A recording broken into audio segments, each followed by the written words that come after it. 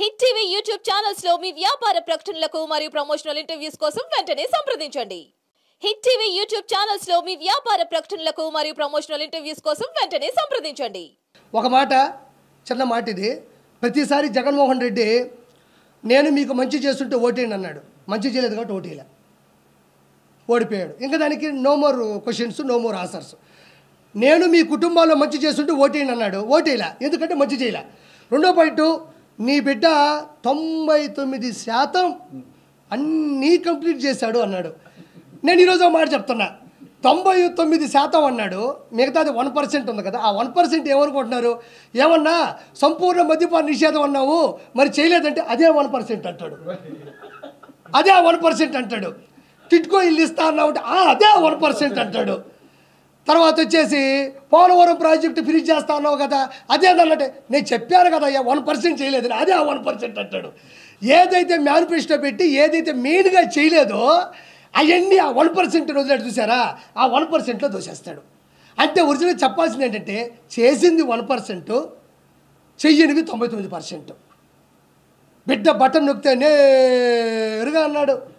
ఈ జనసేన కార్యకర్తలు, బీజేపీ మద్దతుదారులు, టీడీపీ ఓటర్లందరూ కూడా బట్టను నొక్కితే నేరుగా పోయి సైకిల్ మీద పడి బెల్ల కొట్టుకొచ్చింది. కొన్ని పోయి గ్లాసులో పెట్టి టీ తాగినారు, ఇంకొక కమలం పెట్టుకొని మంచిగా సువాసన పీల్చుకున్నారు. ఈరోజు కొడాలని అనేవాడు అన్నా మొత్తం చూడు, మొత్తం ఉన్నాయి, అర్థమైంది. ఇదిగో నీ ఆవేదన నాకు తెలుసు. ఈరోజు టీడీపీ జనసేన గెలిచిందంటే అదే. వాళ్ళు అంతా అయిపోయినా ఇంత జరిగినాక కూడా బయటకు వచ్చి మాట్లాడతాం, ప్యాలెస్ లో జరిగింది ఏమి లేదు, అది దాని ఒక అద్భుత కట్టడం అని చెప్పి చెప్తా ఉన్నారు. కానీ నిజంగానే ఇంకా వాళ్ళకి బుద్ధి వచ్చింది అనుకుంటున్నారా అనుకుంటున్నారు? మీ ఒపీనియన్ ఎవరికి? ఇప్పుడు ఉన్నటువంటి వైసీపీ నాయకులు కావచ్చు, రోజా గారికి, ఎందుకంటే వాళ్ళే ఫస్ట్ మాట్లాడేది. వైసీపీ నాయకులకి బుద్ధి లేదు. బుద్ధి ఉంటే బుద్ధి వస్తుంది వాళ్ళకి. పడాల నానికి కానీ, పేరు నానికి కానీ, వల్లభనేని వంశీకి కానీ, ఇక్కడ చూస్తే మా నెల్లూరు గాడిద అనిల్ కుమార్ యాదవ్ కానీ, బొత్స సత్యనారాయణ కానీ, అది చేసినాడు ఆయనకి కానీ, ఎవరికి కూడా ఏ రోజుడికి బుద్ధి రాదు, బుద్ధి లేదు, వాళ్ళు బుద్ధి నేర్చుకోరు.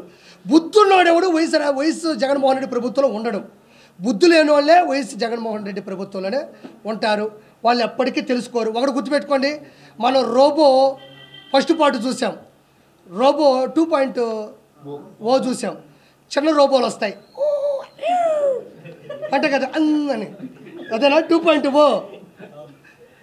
ఆ చిన్న రోబోలే ఈ పేరు నాని, కొడాల నాని, వల్లభనేని వంశీ, మిథున్ రెడ్డి, వైవి సుబ్బారెడ్డి, బొమ్మన కరుణాకర్ రెడ్డి, అనిల్ కుమార్ యాదవ్, ఇక్కడ చూస్తే విడుదల రజని, వీళ్ళందరూ దోరపూడి చంద్రశేఖరు, రోజా, వీళ్ళందరూ ఎవరంటే రోబో.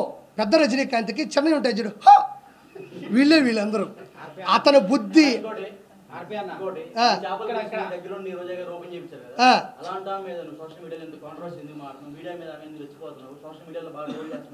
మంచి మాట అడిగావు.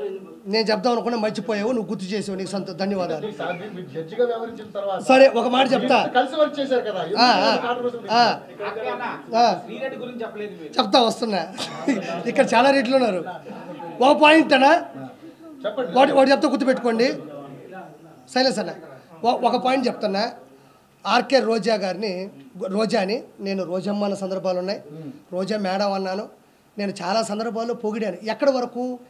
జడ్జిమెంట్ నుంచి, మా షోకాడి నుంచి, ఆవిడ ఉన్నటువంటి సింప్లిసిటీ వరకే నేను బతికిన పరిధిలో నాకు అవసరం. నేను మనసు నా రాష్ట్రాన్ని సర్వనాశనం చేస్తున్నారు, అందులో రోజా కూడా ఒక భాగం అయిపోయింది అని నేను తెలిసినప్పుడు, నేను రాజకీయాల్లోకి వచ్చినప్పుడు, రాజకీయాల్లోకి వస్తే అటాక్ చేయాలి, తిట్టాలనే పద్ధతి కాదు. ఆవిడ తప్పు చేసింది కాబట్టి చిన్న ఆర్టిస్టులు, చిన్న చితక ఆర్టిస్టులు. నేను ఈరోజు ఒక మాట చెప్తా ఉండా, ఈరోజు ఆవిడ జడ్జిమెంట్కి వచ్చి డబ్బులు తీసుకుంది, టీం లీడర్గా నేను డబ్బులు తీసుకుని, ఆవిడ పని ఆవిడ చేసింది, నా పని నేను చేశాను. ఎక్కడే ఆవిడ స్వచ్ఛందంగా వచ్చే అయ్యో ఆర్పీ వచ్చాడు, అక్కడ దౌర్జన్యం జరుగుతుంది అని నేను ఫస్ట్ నుంచి చెప్తానే ఉండా. అందులో ఒక మచ్చు తునక మనం తీసుకున్నట్లయితే ఇలా చూడండి, ఇది నగిరి శాసనసభ్యురాలు, పర్యాటక శాఖ మంత్రిగా కూడా చేసినటువంటి ఆర్కే రోజా. ఈవిడిది ఒకసారి మనం గమనించినట్లయితే చూడండి, Shrimati R K Roja member of legislative అసెంబ్లీలో ఈవిడ 21వ తారీఖు 2021 11 30వ తారీఖున 20 మందికి విఐపి బ్రేక్ దర్శనాలు ఇచ్చింది. 20 మందికి విఐపి బ్రేక్ దర్శనాలు ఇచ్చింది. కావాలంటే ఒకసారి నేను ప్రింట్ తీసుకున్నా, అంటే అధికారికంగా రిలీజ్ చేసిన దాన్ని కొండ మీద నుంచి వచ్చిన ఒక పేపర్ని నేను ప్రింట్ తీసుకున్నా. మీరు మామూలుగా గూగుల్లోకి వెళ్ళి సెర్చ్ చేసినా కూడా ఇది దొరుకుతుంది. 20 మందికి M Srinivas Chakravarthi, K Ashok Goud, N Rammohan, R Lakshman Perumal, ఈయన చెన్నై అనుకుంటా. మార్నింగ్ విఐపి బ్రేక్ దర్శనం on 1/12/2021 following by below names and family members. కింద ఆవిడ సంతకం పెట్టినటువంటి ఈ పేపరు. ఇంకొకటి ఏంటంటేనండి, పెద్దిరెడ్డి రామచంద్రారెడ్డి, ఈయన ఏకంగా తిరుమల తిరుపతి దేవస్థానంలో విఐపి బ్రేక్ దర్శనాల్ని 58 మందిని పంపించాడు ఒకటే రోజు. 58 మందిని ఒకే రోజు విఐపి బ్రేక్ దర్శనానికి పంపించినాడు. చూసుకోండి ఒకసారి, కావాలంటే ఈ డేటు కూడా చెప్తా. 2024 2వ నెల 12వ తారీఖు doctor P Ramachandra Reddy MA PhD. చూడండి, ఆయన సంతకం కూడా పెట్టాడు. 58 మందిని కూడా పంపించినాడు. అంటే పాపం ఏ క్యాడర్ అయినా, ఏ కేటగిరీ అయినా, ఏ ఎంపీ అయినా, ఏ క్యాబినెట్ మినిస్టర్ అయినా, ఏ సెంట్రల్ మినిస్టర్ అయినా, ఏ శాసనసభ్యులైనా, ఏ గెజిటెడ్ ఆఫీసర్ అయినా, ఏ సెలబ్రిటీ అయినా, ఏ విఐపి అయినా, అధికారులు జడ్జిలైనా, ఏదైనా కూడా టీటీడీ బోర్డులో ఒక రూల్ ఉంటుంది. ఎంతమందిని పంపించవచ్చు అనేది ఒక శాసనమో, ఒక ఫార్ములానో, ఒక ఫండమెంటల్ థియరీ ఉంటుంది. వీళ్ళు అడ్డదిడ్డంగా సంబంధం లేకుండా 151 సీట్లు వచ్చిన అధికార గర్వంతో, అహంకారంతో, అధికార దుర్వినియోగంతో 58 మందిని పెద్దిరెడ్డి రామచంద్రారెడ్డి 20 మందిని రోజా, అంటే ఒక్క రోజులో అతను 58 మందిని, ఈవిడ 20 మందిని పంపించిందంటే 151 శాసనసభ్యులు, 22 మంది ఎంపీలు, ఇంకా సెంట్రల్ మినిస్టర్లు, క్యాబినెట్ మినిస్టర్లు, అంటే ఇద్దరే ఇంతమందిని పంపిస్తే ఒక రోజులో 365 × 5 సంవత్సరాల్లో ఈ ఎంపీలు, సెంట్రల్ మినిస్టర్లు, క్యాబినెట్ మినిస్టర్లు, శాసనసభ్యులు వీళ్ళందరూ కలిసి వాళ్ళు ఒక్కొక్క లెటర్ హెడ్ మీద ఎంతమందిని పంపించుంటారని నేను అడుగుతా ఉండా.